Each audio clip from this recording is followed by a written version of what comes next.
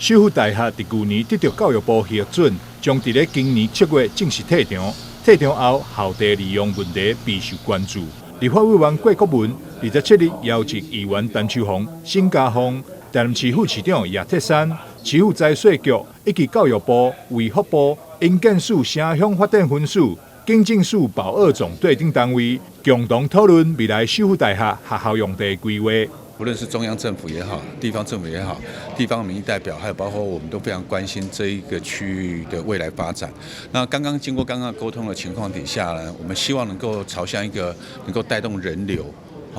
地方创生的一个空间的一个配置的考量为基础，来思考中央跟地方的一个需求。我相信呢，中央如果派驻的人员能够多一点，或者是地方的这一个派驻的这个使用的单位的人数多一点，都可以带动麻豆的更多的一个人气，更高的人气。那当然，必要的设施也需要有。未来这个地方真的是要好好的充分利用，因为首府大学位于整个台南的市中心，那麻豆处于市大西北，那希望说这个地方能够多点单位进驻，那能够让我们西北更加繁荣。那未来南科的效应会带动整个麻豆的人潮。我们麻豆也是台南市我们的中央枢纽，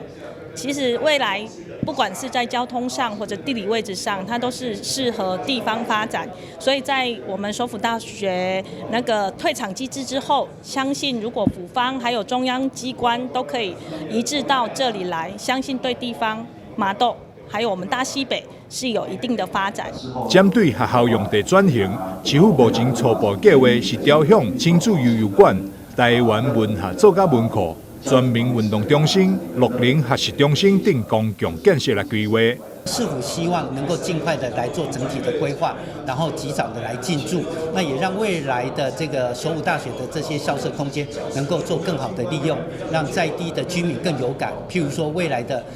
所谓的亲子的悠游馆，那我想这对亲子来讲，尤其大曾文地区来讲，大家非常有这样子的一个需求。那另外就是全民运动中心，那在这大曾文区其实也比较少这样子的设施，所以市长也希望在这边有一个全民运动中心，而且它是涵盖的年龄层可以比较高，包括我们的高龄，包括我们的青少年朋友等等，大家都可以共同来使用。除此以外，郭国文也补充，除了办公厅舍利用以外，也应该保留空间，提供给附近居民使用，甚至嘛要将社会大铁哪里考虑的选项，期待以公私结合的方式带动地方发展，同时嘛会当引进人流甲钱流，让地方创新会当真正落实。记者钟锡维采访报道。